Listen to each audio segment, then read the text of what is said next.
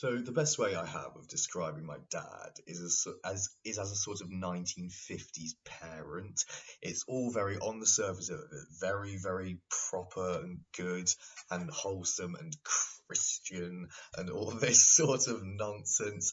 And but under the surface, it's like deeply like filled with anger and hatred and violence and threats of violence and constant drinking and the hypocrisy of it. Him trying to assert that what the lifestyle I should adhere to is some sort of like very, very pious, clean living sort of attitude, or like some very pious, clean living lifestyle, while he drinks all the fucking time, smokes constantly, snorts cocaine here and there. Yeah, I've done cocaine with my dad, actually. Like, that was one quite cool occasion with him. I'm not saying it was all bad. Obviously, the childhood growing up, no one's childhood is all bad. But, I mean, the bad shit, though, is too constant. The bad stuff was actually the normal mode of things. And it was good occasionally. It was good here and there. But no, yeah, it was a bad upbringing. It really was. It was a bad upbringing because of its like uptightness, its hypocrisy.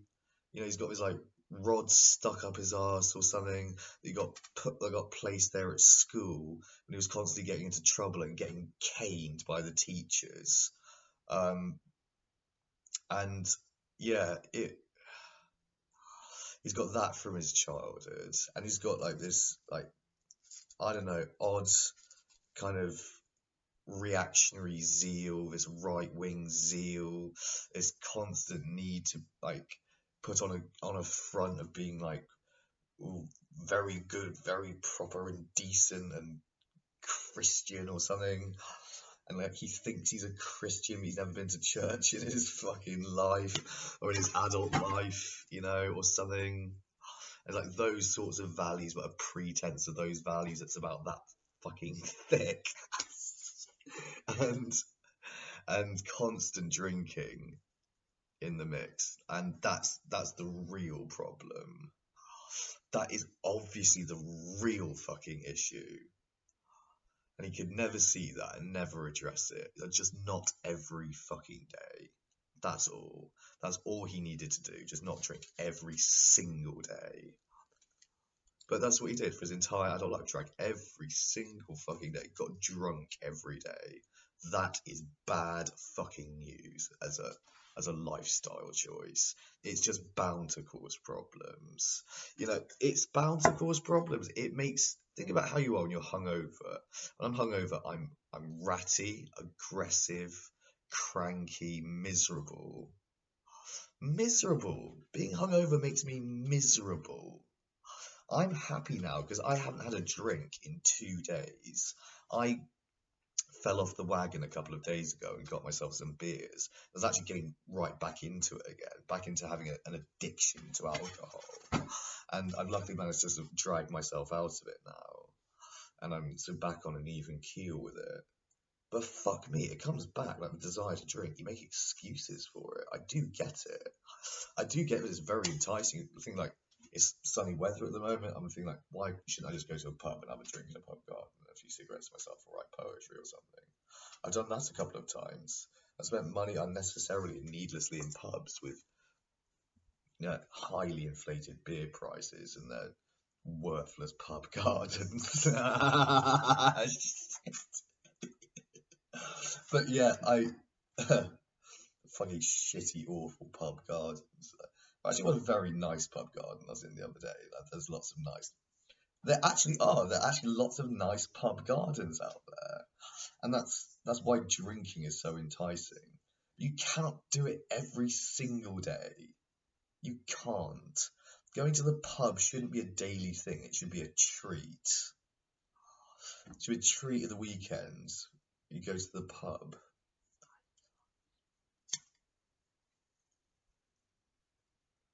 Every now and then, but I mean,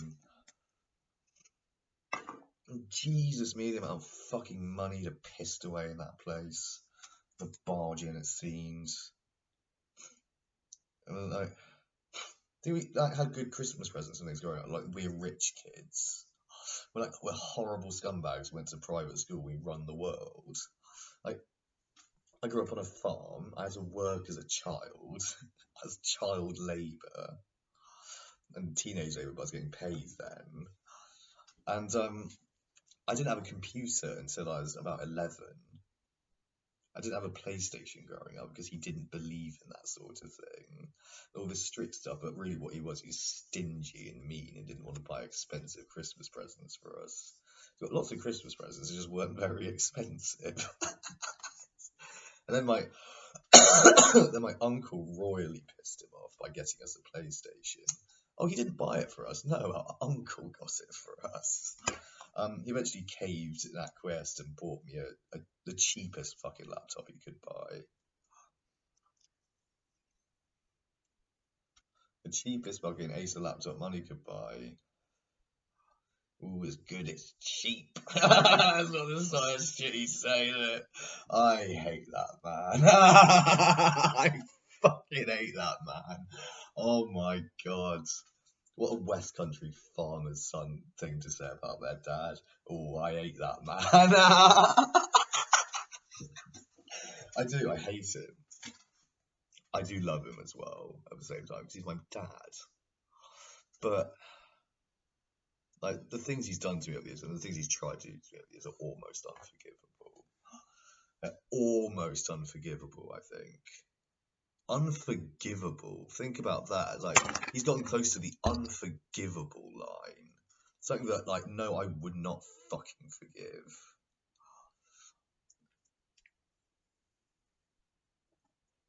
Like the shit he tried to pull in 2018, but the police trying to get me sectioned under a very serious section of the Mental Health Act for an affray charge that didn't happen.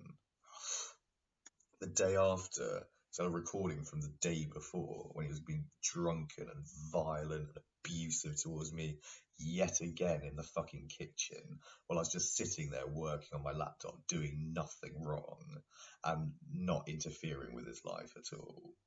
But anyway, that's just for you if you wanted an update on my family situation, my thoughts about my fucking parents.